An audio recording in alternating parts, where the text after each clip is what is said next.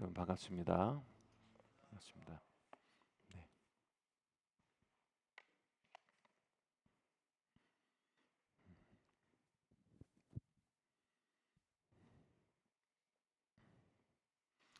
아,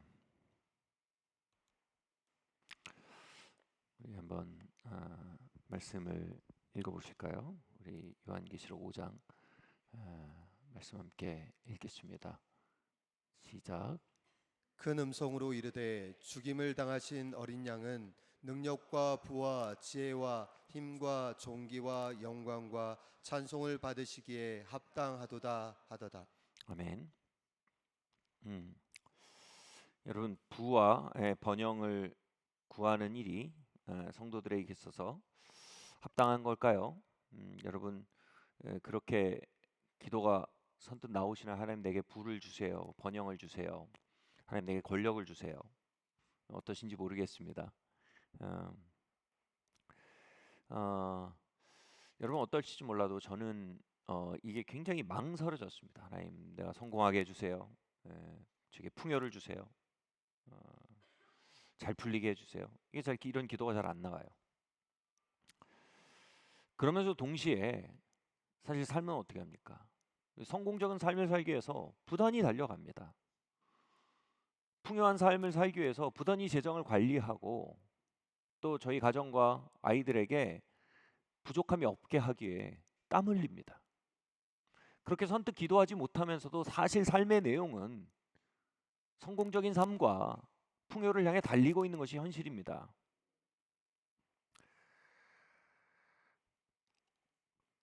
이 모순된 모습, 요한일서 이렇게 돼 있어요. 야고보서 이렇게 돼 있어요. 두 마음을 품은즉 하나님께부터 아무것도 얻을 수 없다는 겁니다.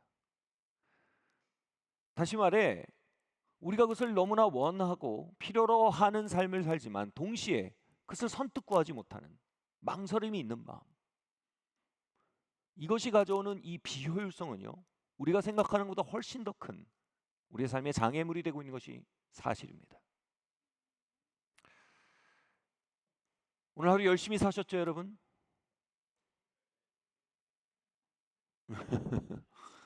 왜 이렇게 열심히 사셨어요? 아프리카 난민을 위해서 열심히 사셨나요? 여러분 우리 모두는요, 재화의 축적을 위해서 열심히 살고 있습니다. 우리 모두는 실패를 피하고 조금이라도 더 성공에 가까워지기에 땀 흘리고 있습니다. 우리 위선하지 맙시다. 사실입니다. 우리는 어떻게 이 이중적인 삶의 구조를 개선하여 통합할 수 있을까요? 하나님께로부터 아무것도 얻지 못할 거라고 말하는 두 마음 품은 자는 그 상태에서 어떻게 하면 하나님께로부터 정말 진보와 돌파를 얻으며 걸어가는 삶을 살 수 있을까요? 저에게 여기에 있어서 굉장히 큰 변화를 가져왔던 만남이 있었습니다. 한 하나님의 사람과 오랫동안 기도한 일이었지만 정말 사건은 우연처럼 만나게 되었습니다. 이분은 제가 아는 경건한 사람 중에서 가장 성공한 사람 중에 하나입니다. 가장 이 국제적으로 엄청나게 큰 영향력을 가지고 계시고 또 사역이 너무나 성공적이어서 전 세계의 롤모델이 되었습니다. 그래서 전 세계에서 그분의 사역을 배우기 위해서 1년 내내 많은 사람들이 그곳에 모입니다. 또 이분의 책은 베스트셀러가 되어서요. 베스트셀러가 굉장히 많아서요. 한두 권이 아니에요. 사실 재정적으로 굉장히 풍요합니다. 이분의 이 도시가 큰 도시는 아니에요. 큰 도시는 아니지만 우리나라로 한 중소도시 정도 되는데 그 도시에서 세금을 제일 많이 내는 분이에요.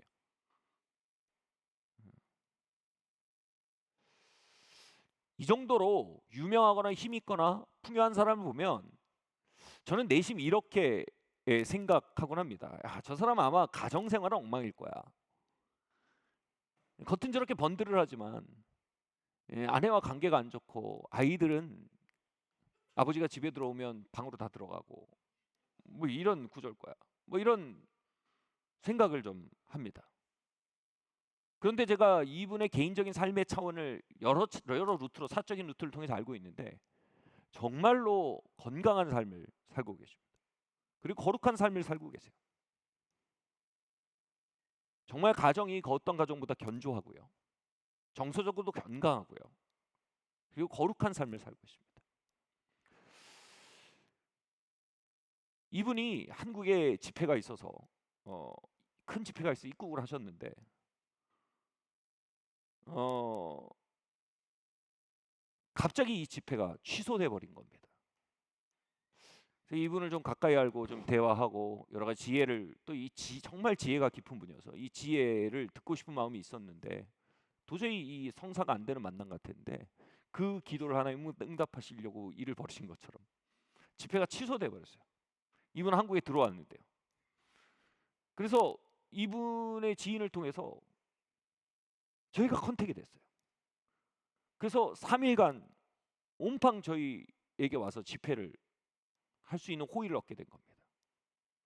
그리고 그 집회 동안 같이 밥도 먹고 대화하면서 이 영적 대선배와 교제하는 기회를 얻게 된 겁니다. 저는 그 시간이 마치 솔로몬을 찾아간 시바 여왕의 경험을 하는 것과 같았습니다. 그분과의 대화에서 이 지혜의 빛을 통해 많은 것을 비추어 볼 수 있는 특권을 가질 수 있는 기회였습니다. 저는 첫날 이런 대화를 나눴습니다. 나는 젊은 사역자로서 정말 야망이 많은 사람이다. 이었다. 그래서 이 야망을 정말 죽음에 넘기기 위해서 굉장히 많은 시간을 보냈다. 당신은 어떻게 이 야망의 문제를 다루었냐? 저보다 한 30살 많은 분인데 그렇게 물었습니다. 그런데 그분이 저에게 정말 제 귀를 의심케 하는 대답을 하더라고요. 그러더라고요. 나는 야망이 크다. 그리고 우리 팀 역시 굉장히 큰 야망을 가지고 있다. 그리고 그 야망은 우리라고 계속 발전하게 하는 동기다. 우린 야망을 죽이지 않는다. 저는 그 말을 듣는데 너무 당황해서 뭐라고 질문을 더 하거나 이렇게 하지 못해서 그러고 지나갔어요. 그리고 그 다음 날이 이제 Q&A 시간이었습니다. 이 Q&A 시간이 이제 우리 거기에 참석했던 우리 성도님들한테 이분이 이런 걸 좋아하세요. 그래서 다 질문을 적어내라고 한 거예요. 질문을 다 적어내면 그걸 앉아서 다 대답하는 시간이었어요. 근데 우리 성도님들이 너무나 고맙게도 아무 질문도 적어내지 않으셨어요. 제가 왜 고마웠냐면 그 2시간 동안 진행되는 Q&A 시간을 제 질문으로 꽉 채울 수 있었어요. 제가 여러 문체로 마치 20명이 쓴 질문인 것처럼 20개의 질문을 적어서 다 제 질문이에요. 문체는 다양하게 해서 냈어요. 그분이 여기서 이제 그 전 성전이죠. 여기서 하고 저는 바로 요 앞에 앉아 있고 성도님도 앉아 있었는데 그분은 20명의 사람들에게 대답한다라고 대답을 해왔지만 사실 다 제 질문인데 나중에 보니까 눈치를 채셨더라고요. 이게 질문이 다 빌드업이 되면서 하나를 이렇게 이어지고 있는 걸 느끼신 거예요. 한 서너 번째 질문쯤 됐을 때 이분의 마음에 어떤 진짜 방아쇠가 당겨지기 시작했어요. 정말 막 불이 붙은 거예요. 그 질문들에 의해서 막 불이 붙어가지고 앉아서 대답을 하고 있었는데 점점 막 팔도 걷어붙이고 막 나중에는 제 질문 아직도 잊을 수가 없습니다. 그 질문이 딱 나갔는데 자리에서 일어났어요. 정말 온화한 분인데 정말 기차 활통을 삶아 먹은 것처럼 뜨거워져서 자리에서 일어났어요. 그 질문은 이거였습니다. 아마 이 질문쯤에서 제가 질문자인 거 알았을 거예요. 초실감 같은 질문이었던 거예요. 뭐냐면 이렇게 썼어요. 당신은 내가 아는 경건한 사람 중에 가장 성공하고 가장 유명하고 가장 부유한 사람 중에 하나입니다. 당신은 그 모든 것 속에서 어떻게 계속 경건할 수 있습니까? 이 질문이 이 노 사역자의 열정을 끌어낸 거예요. 그리고 의자에서 벌떡 일어났습니다. 그리고 정말 솔로몬의 입에서 나오는 것 같은 이야기들이 흘러나왔어요. 저는 그 이야기를 들으면서 정말 그 앞에서 막 울었습니다.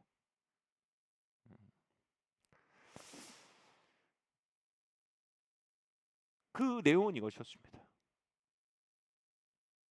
예, 하나님께서 지난 수십 년간 저에게 많은 부와 명예와 권력을 주신 것이 사실입니다. 근데 그 수십 년간 그 모든 것들은 저의 목적인 적이 한 번도 없었습니다.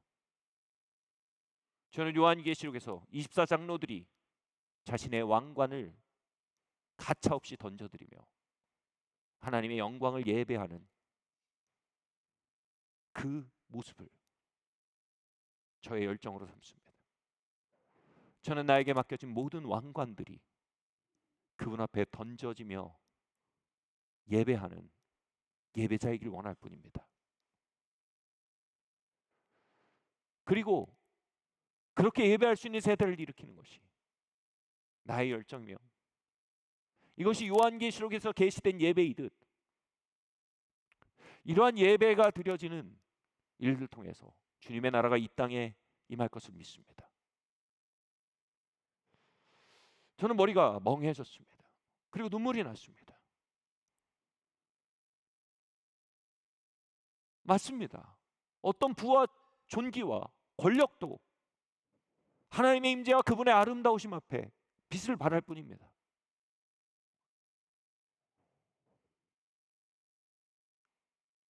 그 어떤 것도 그 앞에선 그것을 던지며 예배할 도구로 발견될 뿐입니다. 하나님의 영광과 그분의 나라만이 목적일 수 있는 것입니다. 그리고 그 목적 앞에 부와 권력과 모든 영광은 이 땅의 모든 영광은 도구일 뿐임이 명확히 드러날 것입니다.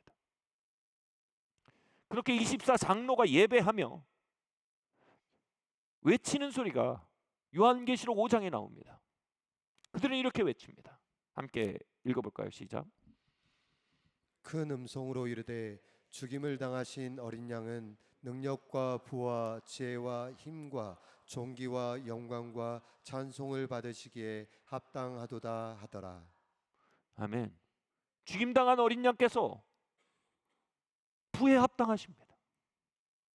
능력, 즉 권력에 합당하십니다. 존귀, 즉 모든 좋은 평판 주님께 합당합니다. 이 모든 게 예수님께 합당합니다. 우리는 초림 때 마구간에 내신 예수님을 보았습니다. 그리고 내가 머리 둘 곳이 없다라고 말씀하신 예수님의 말씀을 들었습니다. 여러분, 이것은요 예수님께 합당한 대우가 아닙니다. 이것은 세상이 예수님을 얼마나 잘못 대우했는지를 보여주는 기사이지 마구간이 예수님께 어울리고 나귀가 예수님께 어울린다는 의미가 아닙니다. 재림하시는 예수님은 왕성된 주님의 뜻을 보이십니다. 주님께 합당한 것은 말구유가 아닌 존귀입니다. 주님께 합당한 것은 머리 둘 것 없는 푸대접이 아닌 능력과 부와 지혜와 존귀와 힘이 주님께 합당합니다. He is worthy of it all. 그분은 이 모든 것에 합당한 분입니다. 월스트리트는 부를 감당하지 못합니다. 월스트리트는 부와 함께 타락하고 파멸하고 부와 함께 죄를 짓습니다. 월스트리트는 부에 합당하지 않습니다. 평판은 헐리우드에 합당하지 않습니다. 평판은 헐리우드의 수많은 영혼들을 좌초시키고 그들의 눈을 가리고 그들의 영혼을 파선케 합니다. 능력은 백악관에 합당하지 않습니다. 영혼의 크기보다 더 커져버린 권력으로 인해 수많은 영혼들이 눈이 가려워지고 오만해지고 스스로 하나님처럼 여기는, 사실상 여러분 이것은요 정신질환입니다. 합당치 않은 그룹과 합당치 않은 조직과 합당치 않은 자들에게 부와 존귀와 권력이 맡겨짐으로 여러분 세상이 어두워진 것, 이 세상이 어떻게 치료될 수 있겠습니까? 이 세상에 어떻게 하나님의 평화와 회복이 나타날 수 있겠습니까? 합당한 분에게 이게 돌아가야 한다는 것입니다. 부는 예수님께 합당합니다. 부는 평판은 헐리우드이 아닌 예수님께 합당합니다. 권력은 백악관이 아닌 예수님께 합당합니다. 질문은 이것입니다. 이렇게 어그러진 세상이 부와 존귀와 능력이 합당치 않은 자들에게 돌아가므로 뒤틀린 것이 세속 역사라면, 하나님이 이 역사를 치료하기 위해서 이것에 합당한 분에게 이것을 되돌이키는 게 하나님의 목적이라면 어떻게 그 일이 이루어져야 합니다? 어떻게 그 일이 이루어집니까? 여러분, 이 본문을 잘 보십시오. 예배자들의 손을 통해 그 일이 이루어진답니다. 예배자들이 그것을, 그 왕관을 가지고 주님의 존전 앞에 나옵니다. 그들의 손을 통해 그것이 주님께로 돌아올 것이라고 요한계시록은 말하고 있으며, 그것이 이 세속 역사를 치유하는 구속사의 진행 방향이며, 그 구속사의 진행의 가장 중요한 파트너가 누구라고요? 예배자들이라는 것입니다. 어떤 예배자입니까? 하나님의 영광과 임재에 매료되어 자신에게 주어진 어떤 부와 평판과 권력도 부수적인 것으로 여길 수 있으며, 그것을 빛바랜 것으로 여길 수 있으며, 그것을 도구로 여길 수 있는 심령을 가진 자들, 그 예배자들에게 하나님은 세속사를 구속사로 돌이키는 그 사명을 맡기신다라고 요한계시록은 말하고 있는 것입니다. 아멘.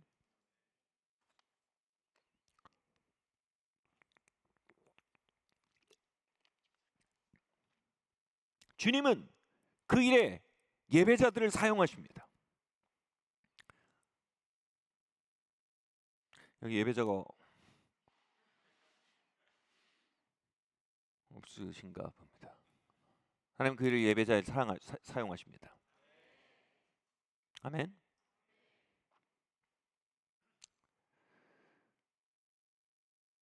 우리는 이러한 기도에 매우 익숙합니다. 주님, 돈도 명예도 권력도 필요 없습니다. 주님만 사랑하며 살게 해주십시오. 여러분, 이것은 매우 아름다운 기도입니다.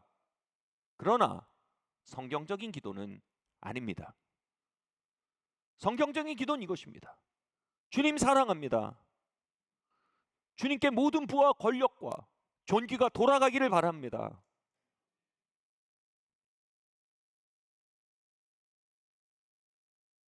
주님은 모든 부와 존귀와 권력을 받으시기에 합당하십니다. 주님 예배자를 통해 그 일을 이루어 가시기를 간구합니다. 아멘. 이것을 일컬어 저는 거룩한 야망이라고 합니다.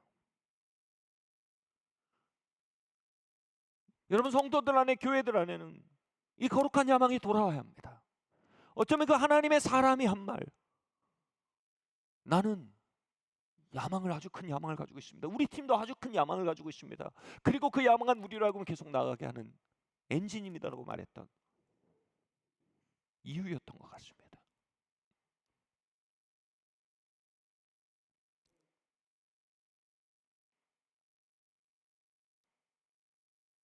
그런데 문제는 무엇입니까? 막상 그러한 것들이 우리에게 주어지면 우리의 마음에 겸손과 갈급함이 사라지기 시작한다는 것이 현실이라는 것입니다.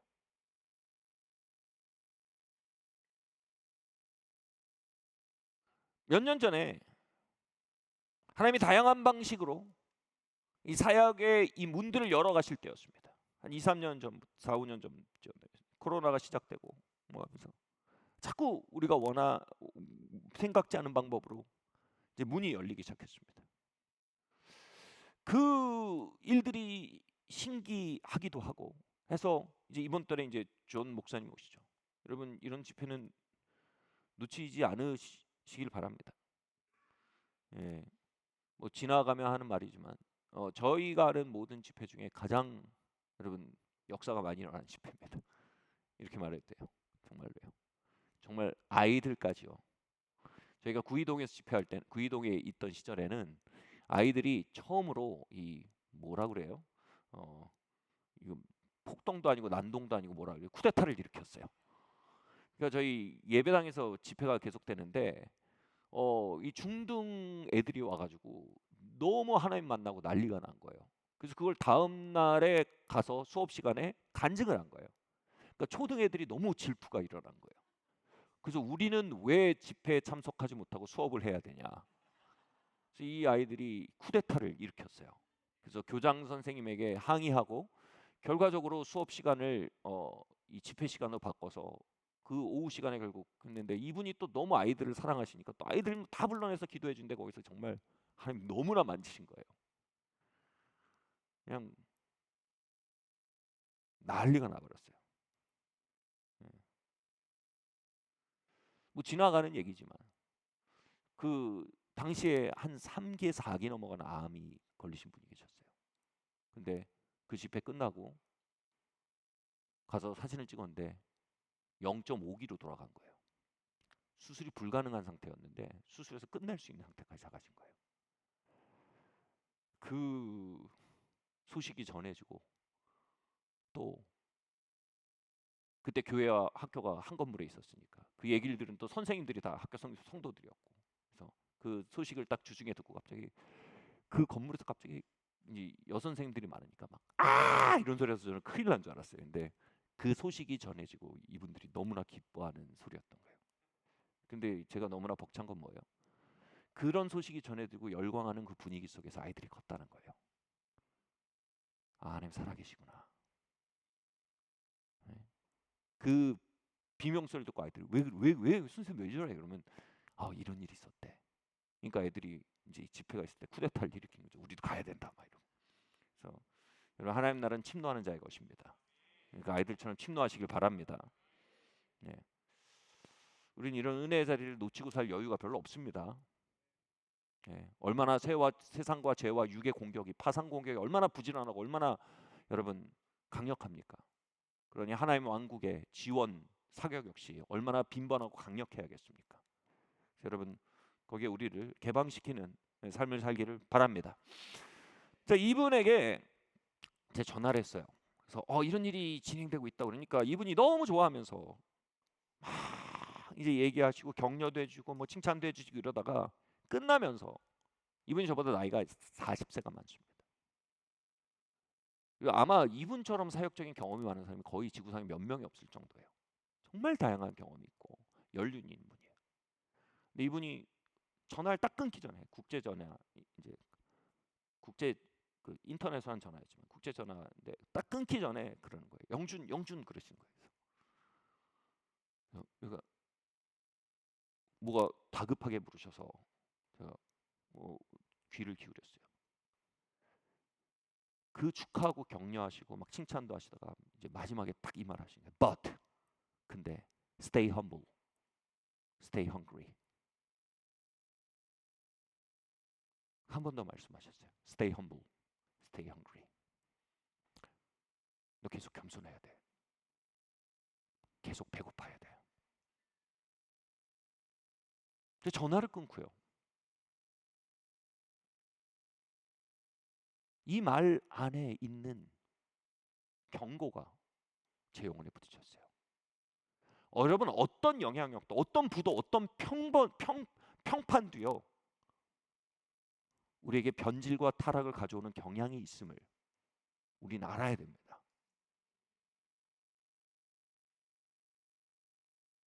그 말은 이렇게 바뀐 거예요. 영준, 너 이렇게 사람들이 알려지거나 영향력이 생기거나 이러잖아? 그러면 너 계속 겸손하기 쉽지 않을 수 있어. 너 계속 배고픈 게 쉽지 않을 수 있어. 너에게 유혹이 있을 거야 이 얘기입니다. 우리는 부와 평판과 권력에 따르는 위험에 대해 묵과하지 않아야 됩니다. 그 사실을 묵과하는 것은요, 대단히 위험한 일입니다. 질문은 이것입니다. 우리가 어떻게 부와 명예와 권력을 주님께 던져드리는 예배자가 되면서도 계속적으로 겸손하고 목마른 삶을 살 수 있을까요? 우리가 그걸 핸들링하면서도 어떻게 우리가 변질되지 않을 수 있을까요? 답은 여기에 있습니다. 에스더서 4장 14절 말씀 함께 읽겠습니다. 시작. 이때 내가 만일 잠잠하여 말이 없으면 유다인은 다른 데로 말미암아 노임과 구원을 얻으려니와 너와 내 아버지 집은 멸망하리라. 내가 왕위의 자리를 얻은 것이 이때를 위함이 아닌지 누가 알겠느냐 하니. 아멘. 에스더는요, 벼락같이 왕후가 됐습니다.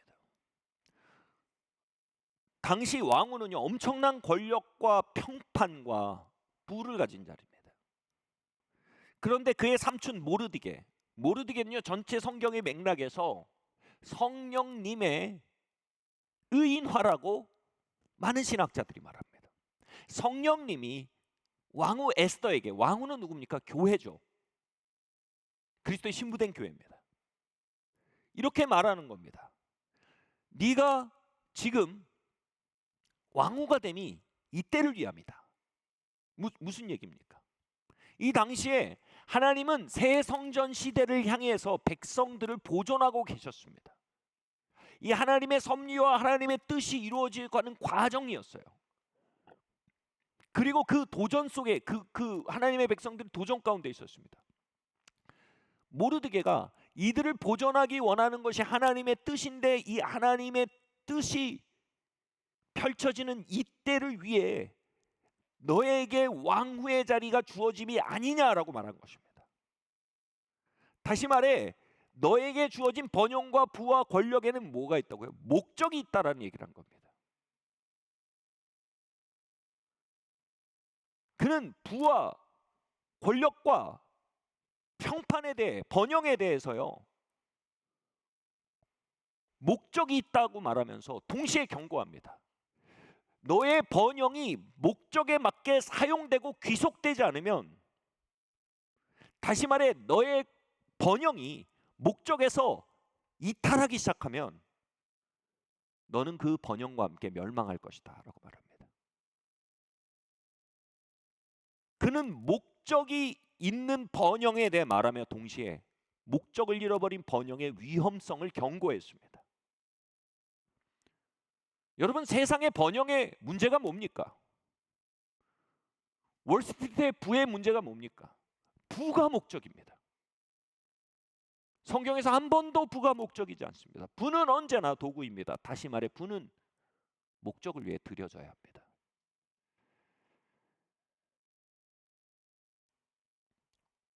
권력은 하나님의 목적을 발견하고 그것을 향해 던져져야 합니다. 우리의 모든 영향력과 평판과 인기는요, 하나님의 목적과 하나님의 나라와 그분의 영광을 향해 도구화되어야 합니다. 하나님 그것을 위해 우리에게 맡기셨다라고 모르드게가 에스더에게 지적하여 말한 것입니다.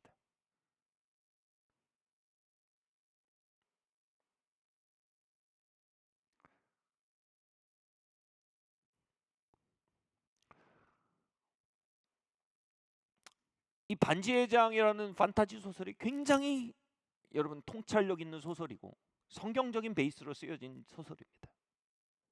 거기서 나오는 이 절대 반지를 가지고 모르도르였나요? 모르도르까지 그 절대 반지를 들고 가서 그것을 집어던지는 일을 하는 게 프로도죠.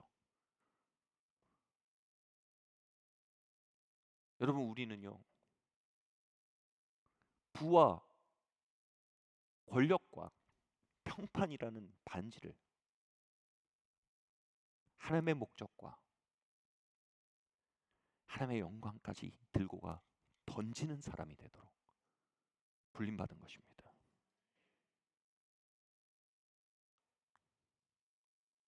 아멘.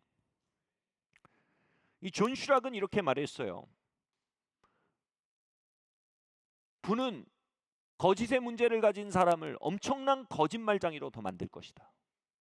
부는 바람기가 있는 사람을 엄청난 남봉꾼으로 만들 것이다.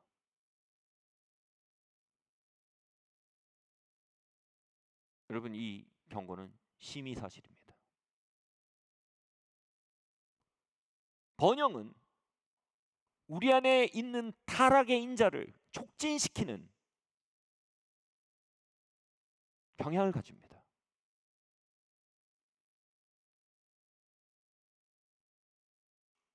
그리고 그 추락으로부터 우리를 지켜줄 수 있는 안전벨트가 이것입니다. 바로 목적입니다.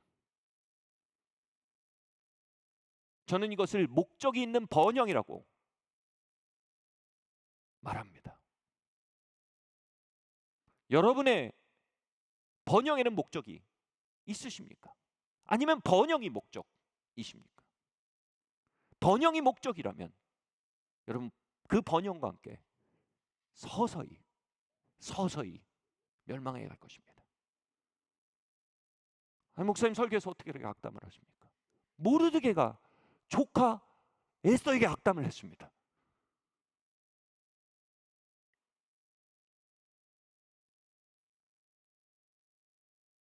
그러나 우리의 번영이 목적과 잇닿기 시작한다면, 우리의 번영이 더할수록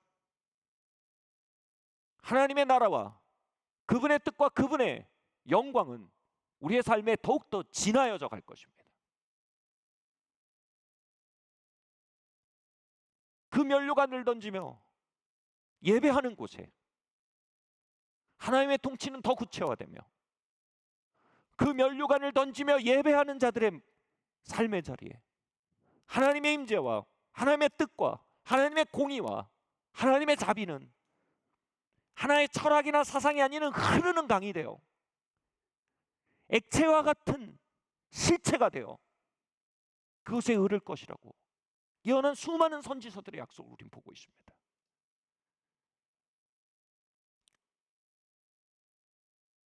번영은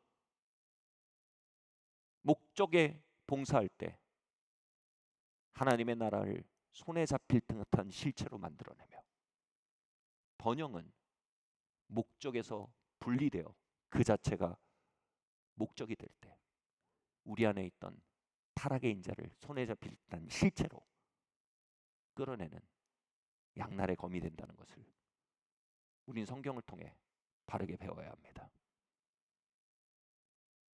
아멘.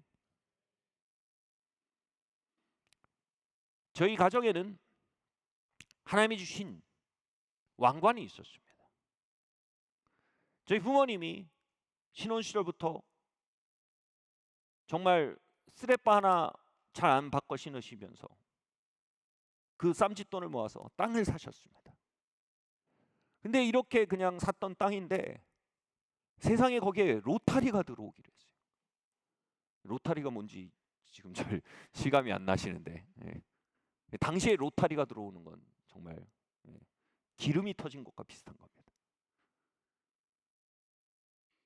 그냥 계속 부동산에서 리포트가 오는 겁니다. 거의 분기별로 얼마로 올랐다, 시세가 얼마로 올랐다, 그 얘기만 들어도 구름 위에 둥둥 뜨는 것 같은 그런 시간들이었습니다. 80년대 중후반이었는데 그때 저희 가정에 중요한 갈림길이 있었어요. 이걸 팔아서 당시 강남 삼성동에 빌딩을 살 수 있더라고요. 이걸 말하면서도 가슴이 막 벌렁벌렁하네요. 이걸 울산에 있는 땅이었어요. 울산에 로타리가 들어올 땅을 팔아서 강남 삼성동에 있는 빌딩을 한 채 살 것이냐, 아니면 로타리가 들어온다는 그 땅을 계속 둘 것이냐. 그런데 그 부동산 할아버지가 저희를 너무 좋아하셨어요. 그래서 성의를 다해서 저에게 지원을 해주셨어요. 절대 팔면 안 된다고, 더 오를 거라고 말입니다. 여러분, 결말은 2020년 지금, 2024년 지금 여러분 아실 겁니다. 삼성동 로타리와 삼성동 빌딩. 죄송합니다. 울산 로타리와 삼성동 빌딩의 격차를 아실 겁니다. 무슨 일이 벌어졌을까요? 저희가 그때 그걸 팔아서 삼성동 땅을 샀으면, 빌딩을 샀으면 확실한 건 이겁니다. 저는 이 자리에 서서 설교하지 않고 있을 겁니다. 확실합니다.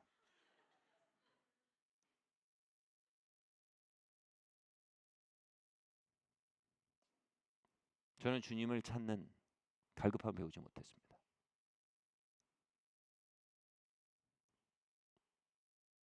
저희 가정은 하나님의 왕국을 올려다보는 시선이 더욱더 흐려졌을 것입니다. 지금 저희 가정에 목사가 넷이 나왔는데 그중에 한 명도 목사가 되기 쉽지 않았을 겁니다. 사님 할 게 없었을 겁니다. CT를 할 게 없었을 것입니다. 그리고 앞으로 이제 시작입니다. 여러분, 앞으로 펼쳐질 더 많은 이야기들을 생각한다면 여러분, 그것은 재앙이었을 겁니다.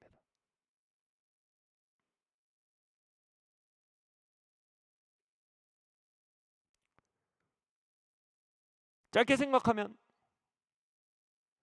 너무나 가슴이 시려오는 이야기입니다. 그러나 부가 가지는 속성을 생각하면 정말 목적 없는 부, 좀 더 피부에 와닿게 말씀드릴까요?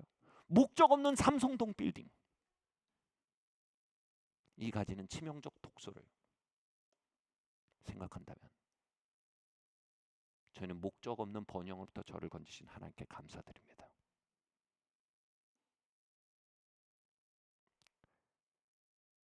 여러분, 이 나약한 아멘의 심정을 저도 이해합니다. 목적 없는 부로부터 저를 건지신 하나님의 섭리를 찬양합니다. 네.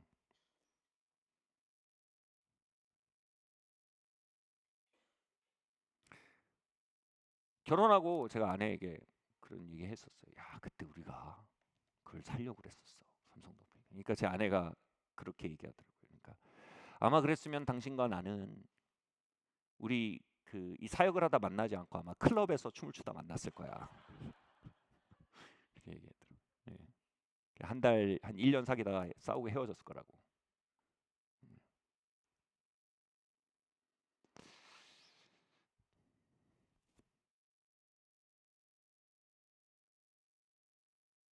저희는 그때 하나님 나라와 그분의 의에 대한 안목을 가지지 못하고 있었습니다. 우리의 삶의 부르심과 목적에 대해 이해하지 못하고 있었습니다. 그것은 신학이었지만 실상 우리의 존재는 번영과 평판과 이 세상의 영광을 향해 세팅되어 있었습니다.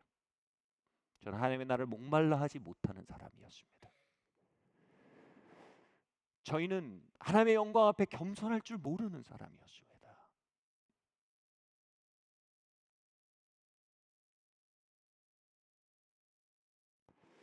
후에 이 땅을 팔려 하는데도 계속 팔리질 않는 겁니다. 여러 필요가 있어서 여러 문제를 해결하게 팔려고 하는데 안 팔리는 겁니다. 그래서 같이 기도했어요. 아니, 이 문제 해결하고 저 문제 해결하기 위해서 이 땅 주신 거 아닌가? 왜 이게 안 팔리는가? 그래서 같이 기도했습니다. 온 가족이. 그때마다 저는 시편 말씀을 응답으로 받았어요. 이 땅은 하나님이 줄로 재어서 주신 땅이다. 내게 주신 기업이 심히 아름답도다는 이 말씀을 반복해서 받았습니다. 다시 말해서 이 땅은 하나님이 의도와 목적을 가지고 주셨다는 겁니다. 이 땅의 목적은 너의 무사한 일과 너의 부귀영화가 아니다. 이 땅은 나의 목적을 향해 너에게 맡겨진 왕관이다 이겁니다. 난 너희가 이 땅을 나에게 던지며 예배하는 법을 가리키기 원한다 이겁니다. 그리고 몇 년 뒤 이 산예마을교회 전신인 기도 모임에서 성령의 역사가 벌어지기 시작했습니다. 젊은 열정과 헌신이 그 성령의 역사에 응답해서 벌어지기 시작했어요. 성령님의 역사가 그 헌신의 장작을 통해서 더욱 불타게 됐어요. 그럼에도 불구하고 거기에는 이제 헌신의 장작만이 아닌 그 불이 계속 오래 타게 만들기 위해서 석탄이 필요할 때였어요. 바로 자원이 필요할 때였습니다. 그때 저희는 기도하면서 바로 이 땅이 그 불이 계속 타기 위한 석탄으로 드려질 자원임을 깨닫게 됐습니다. 그리고 다시 시편 말씀을 기도했습니다. 하나님, 이 땅을 줄로 재어서 주셨습니다.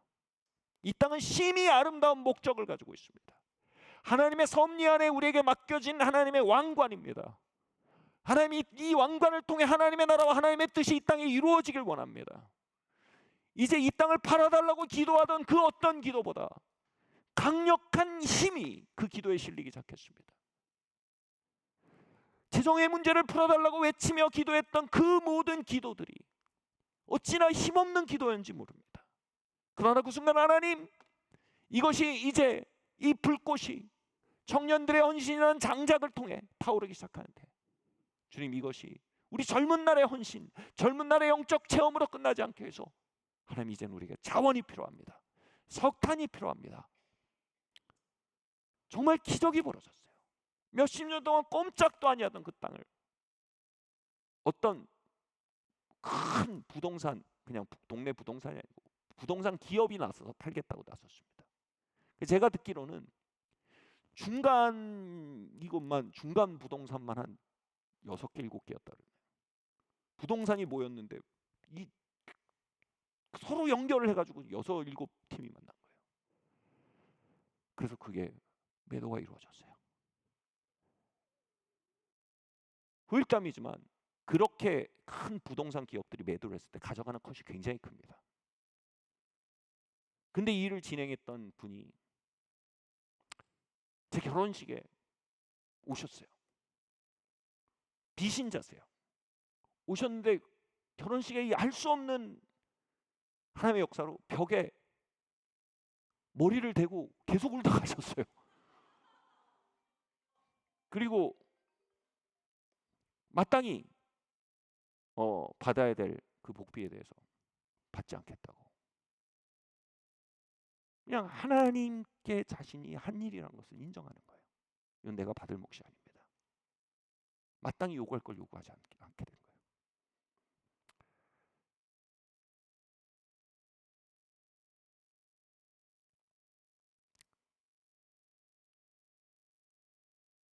그 땅은 삼성동 빌딩이 돼요. 이 땅에서 부귀영화를 누릴 자료가 돼요. 우리의 심령을 둔탁하게 만들고 우리의 마음을 오만하게 만드는 독소로서 우리에게 흐르지 않도록 하나님께 섭리하신 겁니다.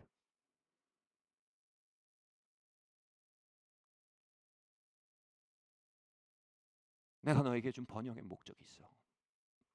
그리고 너희의 번영이 나의 목적과 만날 때, 너의 번영이 나의 임재와 나의 영광을 섬기는 목적과 만날 때, 두 마음이 아니라 하나님, 실상 우리는 성공과 번영을 향해 막 고민하고 달리지만 기도가 힘이 없어요. 이 땅 팔아주세요라는 기도도 잘 안 나와요. 하나님, 불을 부어주세요. 이 기도 잘 안 나와요. 왜요? 하나님 앞에서 우리 영혼이 아는 거예요. 우리의 영혼은 아는 거예요. 이게 우리에게 독이 될 수 있다는 거예요. 그런데 그렇게 기어가 탁 맞물리는 거예요. 하나님이 주신 번영과 하나님의 목적의 기어가 딱 맞물리니까 기도에 힘이 붙는 거예요. 그렇게 젊은이들의 한때의 영적 체험으로 끝날 수 있었던 그 은혜들은 교회 개척으로 이어질 수 있게 됐어요. 바로 그 석탄 때문에요. 제가 그때 28살이었습니다.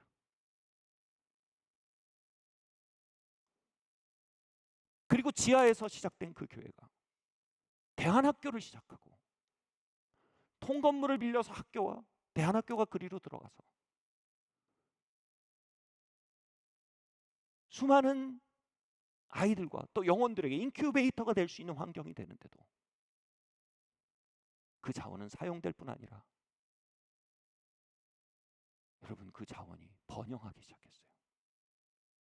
제가 그 자원의 번영을 놓고 기도할 때 이제 두 마음이 아니에요. 하나님 축복해 주십시오. 하나님 이거 자라야 됩니다. 하나님 이것이 더 자라나고 더 풍요해져야 합니다. 하나님 축복해 주십시오. 기도가 두 마음이 아닙니다. 하늘을 두드리는 노크가 되는 것입니다. 하나님 그 자원을 축복하셨어요. 그리고 그 자원을 축복하신 것과 동시에 이제 그 자원으로 능히 하나님이 지금 맡기신 일을 섬기고도 남을 정도가 됐어요. 이건 뭐예요? 위험 신호예요. 목적보다 자원이 크면 안 돼요. 언제나 목적이 자원보다 커야 안전해요. 소위 말해 뭐예요? 자원이 목적보다 크면 뭐예요? 우리 이때를 뭐라 그래요? 안정기라고 해요. 먹고 살만한 상태예요. 이때 하나님 보내신 놀라운 선물이 있어요. 더 큰 목적을 주셨어요. 2019년 나의 고통의 시작. 뭐냐면 얘들아 너네 여기 숨어 있지 마라. 더 넓은 곳을 향해 걸어 나가야 된다. 저 그때 알았어요. 지금 우리가 가진 어떤 자원으로도 다 이룰 수 없는 비전이라는 걸요. 그리고 다시 이 자원이 번영하길 기도해야만 한다는 걸요. 하나님 축복해 주세요. 하나님 이 씨가 자라나가길 원합니다. 여러분 그 약속의 말씀이 있고요. 2년 동안 이 자원이 급성장하기 시작했습니다. 그리고 사실상 기적이라고 말할 수 있는 비약적인 돌파가 또 임했죠. 저희가 이제 건물 매입하게 되었습니다.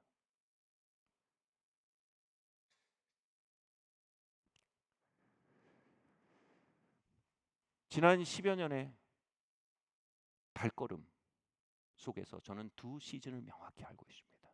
하나는 목적을 알지 못하는 번영입니다. 번뇌의 시간입니다. 공허의 시간입니다. 유혹의 시간입니다. 욕망의 시간입니다. 두 번째 시즌 이것입니다. 목적과 함께 가는 번영입니다. 목적 있는 번영입니다. 여러분 우리의 심령은 번영이 부족해 울고 있는 것이 아닙니다. 우리의 심령은 번영이 부족해 번뇌하고 있는 것이 아닙니다. 피상적으로 이해하면 내게 더 큰 번영이 있다면 나는 만족할 것이다. 내게 더 큰 번영이 있다면 평안할 것이다 라고 말합니다. 그러나 여러분 성경은 우리에게 전혀 다른 차원을 가리킵니다. 우리 깊은 심령이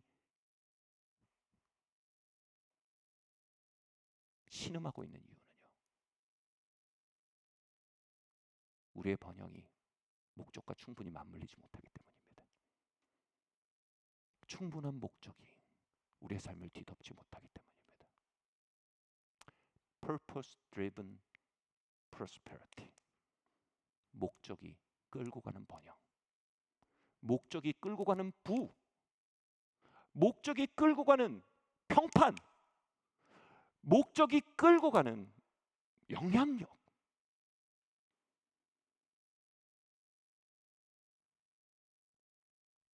저희 아이들이 대학에 진학하고 아이들이랑 대화를 했어요. 너희 대학 졸업하면 뭐 할 거야? 이런 기업에 가고 싶어. 거기 가면 뭐 할 거야? 6자릿수 연봉을 받고 싶어. 그럼 뭐 할 거야? 그러면 이 정도 3년 차 이 정도 될 거야. 그럼 뭐 할 거야? 그러면 이 정도 살지 않을까?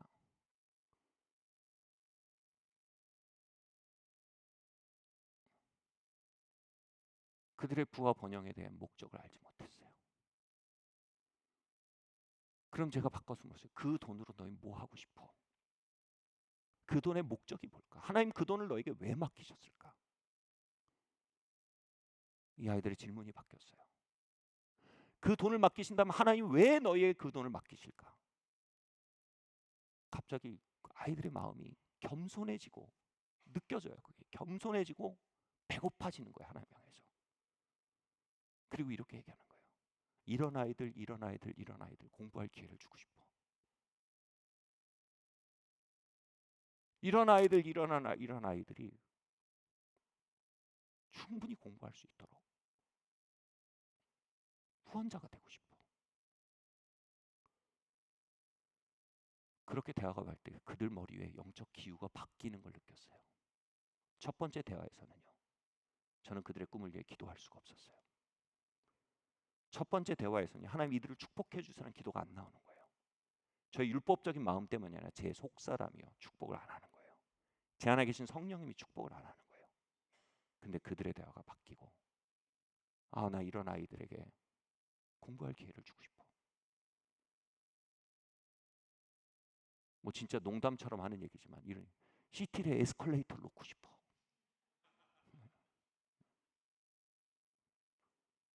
그들의 번영과 부에 대해 합당한 목적과 합당한 언어가 돌아오자 그들 위에 하늘문이 열리고 제 영에 계신 성령님이 그들의 꿈을 축복하시는 걸 제가 느낄 수가 있었어요. 하나님이 너희 꿈을 축복하시고 하나님이 너의 번영을 축복하시고 너의 취업을 축복하시고 하나님이 너의 승진을 축복하시고 하나님이 너의 연봉을 축복하시고 하나님이 너희가 살아갈 여생을 축복하시고 너희가 할 비즈니스를 축복하시고 축복하시길 원한다. 그때 제가 커피숍에 앉아서 얘기하고 있었거든요. 저는 그 순간 그 커피숍의 커피의 색깔, 식탁의 색깔, 공기의 온도까지 지금도 느껴집니다. 왜냐하면 매우 경건하고 거룩한 순간이었음을 알기 때문입니다. 그 아이들의 심령이 조금씩 자신에게 주어지는 왕관의 목적을 올려다보기 시작하고요. 그것에 맞게 조율하기 시작할 때, 영점 조준이 이루어지기 시작할 때 하늘과 땅이 만나는 걸 봤기 때문입니다. 사랑하는 성도 여러분, 솔직히 저희 가문은 오랜 시간 방황했습니다. 저에게 주신 아름다운 자원을 어쩌면 저희의 욕망의 자원으로 오해하며 번뇌의 시간을 보냈습니다. 그러나 그것을 들고 눈을 들어 그분의 영광을 보고 그분의 임재를 보고 그분의 아름다움과 영광을 볼 때 우린 고백하게 됐습니다. 이것은 하나님 도구입니다. 하나님 주신 모든 형통은 목적을 가지고 있습니다. 눈먼 권력, 눈먼 부, 눈먼 평판이 누가 주인인지를 보기 시작할 때, 무엇이 그것에 합당한지를 보기 시작할 때, 부와 존귀와 지혜가 합당한 그분의 보좌를 발견하기 시작할 때, 이제 모든 번영은 욕망과 타락의 기회가 아닌 하나님의 영광과 하나님의 뜻과 하나님의 임재가 이 땅에 풀어지는 하늘의 통로로, 도구로 사용되기 시작할 것입니다. 그리고 그것을 부여받은 이들이 그 목적에 맞게 사용하는 삶을 우린 뭐라고 합니까? 청지기라고 합니다. 청지기는 미사오구가 아닙니다. 청지기는 개념이 아닙니다. 청지기는 액션이고 라이프스타일입니다. 저는 그 땅과 지난 20년 동안 그것이 어떻게 운영된지 여러분에게 계절을 보여드릴 수 있습니다. 그것은 청지기가 어떻게 사용되었는지, 무엇이 청지기인지를 흔적으로 말할 수 있는 것입니다. 청지기는 입으로 말하는 미사고가 아닙니다.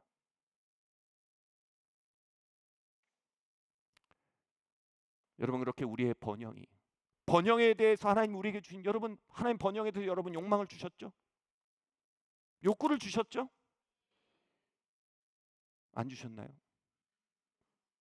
번영에 대한 욕구가 없는 사람은요, 그런 거 있어요. 병든 사람이 곡기를 끊으면 곧 죽거든요. 생의 의지가 꺾인 사람이에요. 번영에 대한 욕구가 없는 건 거룩한 상태가 아니고요, 죽기 직전인 거예요. 여러분, 생의 욕구는요, 번영에 대한 욕구를 동반해요. 그 욕구가 여러분 어떻게 우리가 하늘과 기어가 맞물릴 수 있는지 반드시 배우셔야 돼요. 그 번영에 대한 욕구가 어떻게 기도의 영과 맞물릴 수 있는지, 어떻게 하나님의 나라와 이 땅에 펼쳐진 그분의 영광과 맞물릴 수 있는지, 어떻게 그것이 예배의 도구로 드려질 수 있는지 우리는 반드시 배워야 합니다. 아멘.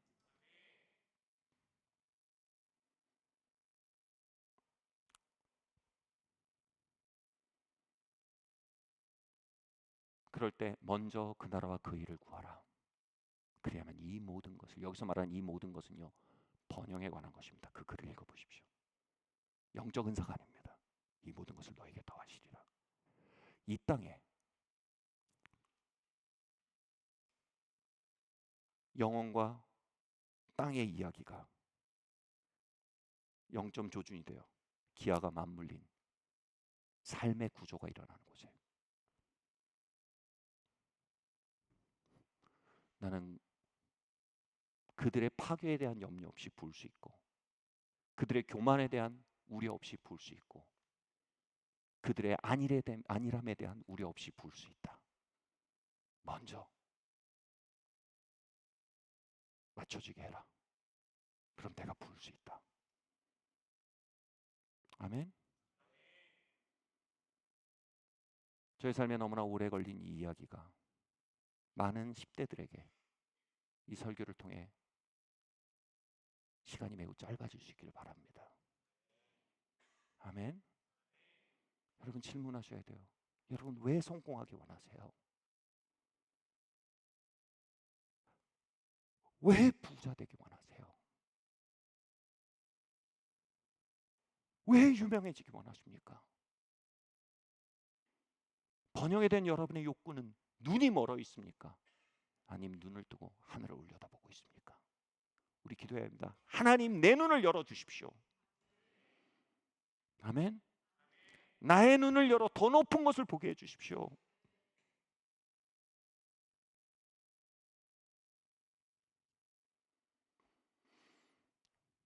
마태복음 10장 30절 말씀입니다. 함께 읽겠습니다. 시작.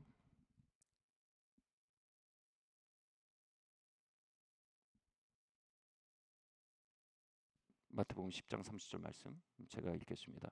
현세에 있어 집과 형제와 자매와 어머니와 전토와 자식과 전토를 100배나 받되 박해를 겸하여 받고 내세의 영생을 받지 못할 자가 없느니라. 주님께서 우리가 우리의 주어진 것들을 도구 삼을 때 하나님 말씀하신 약속입니다. 그러면서 여기에 주목할 말이 있습니다. 박해를 겸하여 받는다는 겁니다. 이것에서 누군가 이렇게 푸는데 제가 굉장히 동의가 됐습니다. 여러분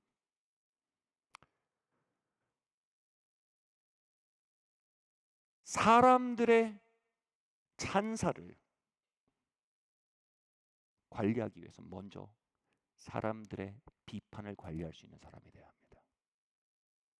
여러분이 사람들의 비판 안에서 하나님을 예배할 수 있는 사람이 아니라면 사람들의 찬사가 쏟아질 때 그것을 가지고 하나님 예배하지 못하는 사람이 될 것입니다.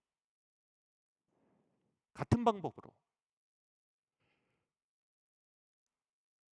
부와 가난과 결핍 안에서 하나님을 예배하고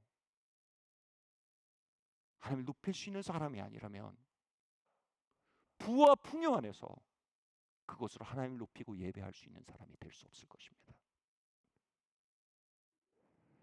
약함과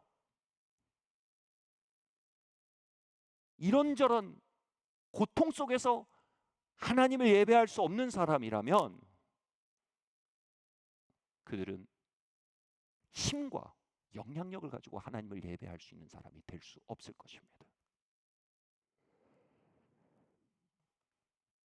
성경 전체 이야기와 교회사와 수많은 하나님의 사람들의 이야기를 보면 하나님 먼저 불을 맡기게 결핍을 맡기십니다. 결핍으로 어떻게 예배하는지 보십니다. 결핍으로 예배하는 법을 배우게 하십니다. 거절과 외로움 속에 예배하는 법을 배우게 하십니다. 고통과 침해받는 일들 속에서 예배하는 법을 가르치십니다. 그것이 다윗의 삶입니다. 그리고 거기서 예배자였던 이들, 그들에게 마침내 거절 속에서도 예배하는 이들을 심령 속에 그들에게 하나님 사람들의 찬사를 비로소 맡기실 수 있습니다. 그들은 사람들의 찬사가 주실 때 그것을 던지며 예배하게 될 것입니다. 그들은 부가 맡겨질 때 그것을 던지며 예배하게 될 것입니다. 가난이 그들의 심령을 죽이지 않았기에, 빈곤이 그들의 믿음을 죽이지 않았기에, 부도 그들의 믿음을 죽이지 못합니다. 가난이 하나님의 영광과 임재를 가리지 못했기에 부도 하나님의 영광과 임재를 가리지 못합니다. 사람들의 비난과 거절이 하나님의 선하심과 하나님의 임재를 가릴 수 없었다면 사람들의 칭찬과 환영과 박수 소리도 하나님의 임재와 영광을 가리지 못합니다. 말씀 마쳐야 될 것 같습니다. 하나님 요한계시록을 통해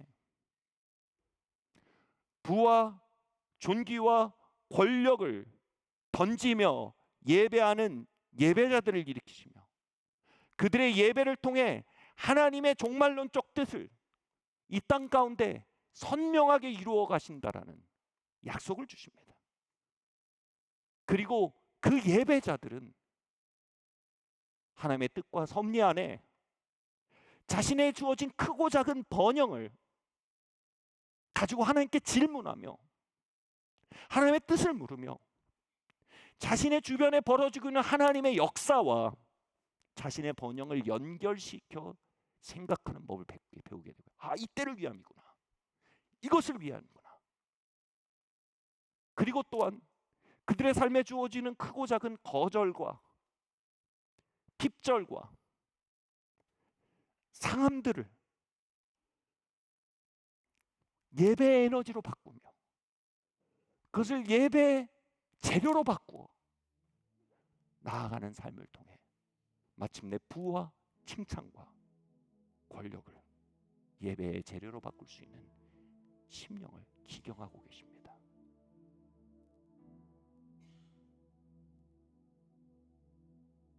예수님을 믿는다는 것은 교회에 다닌 걸 의미하지 않습니다. 예수님 믿는 것은 성경 전체에 기록된 다양한 진리를 모두 믿는다는 걸 의미합니다.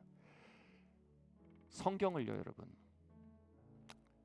성경의 모든 진리를 한 100kg이라고 얘기하면요, 저는 감히 이렇게 표현할 수 있거든요. 거기에 30kg에서 40kg는 하나님의 섭리에 대한 진리입니다. 하나님 우리의 삶을 섭리하고 계십니다. 하나님 우리의 삶의 계획을 가지고 만지시고 이끌고 계십니다. 하나님 우리에게 면류관을 맡기십니다. 그 속엔 섭리가 있습니다. 난 네가 이 면류관으로 예배하는 훈련을 하기 원한다. 이 면류관에 눈이 머는 자가 아니라 이 면류관을 그 영광 앞에 빛바란 것으로 볼 줄 아는 자가 되길 바란다. 주님의 임재와 그 보좌를 향한 열정 앞에 이것을 도구로 삼을 수 있는 그 심령이 기경되길 바란다.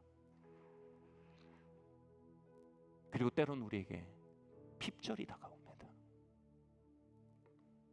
부족 가운데 예배하는 자가 부 가운데 예배할 수 있는 자의 심령의 기반이 된다는 걸 네가 알기 바란다. 거절 가운데 예배하는 자가, 외로움 가운데 예배하는 자가 칭찬과 인기와 평판 안에서도 변함없이 그것을 던지며 예배할 수 있는 자가 된다는 그 영적 공식을 너의 삶에 적용하여 너의 삶을 운영하길 바란다.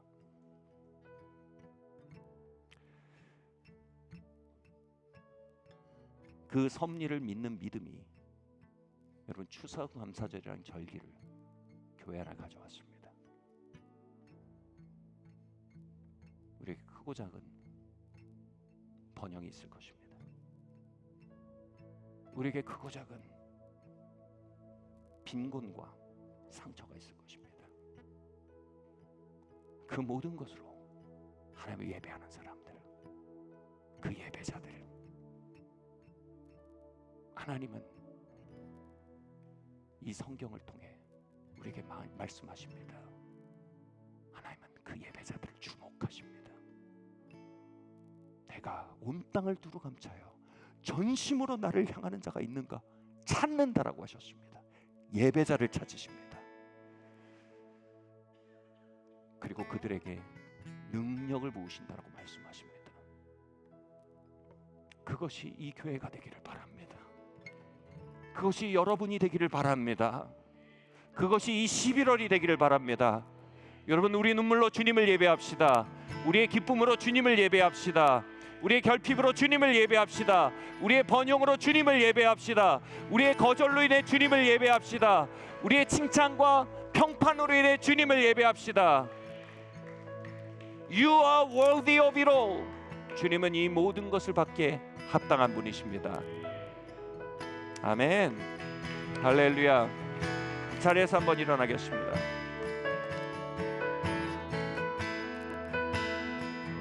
저는 이 시간 오른손 왼손을 봅니다. 한 손엔 번영이 들려 있습니다. 한 손엔 결핍이 들려 있습니다. 하나님, 당신의 선하신 계획 안에 나의 양손을 들고 주님 예배합니다. 나의 눈물로 주님을 예배하고 나의 웃음으로 주님을 예배합니다. 나의 골짜기로 주님을 예배하고 나의 봉우리로 주님을 예배합니다. 나의 면류관을 던지며 주님을 예배합니다. 아멘. 같이 주님 예배하고 나아갑시다.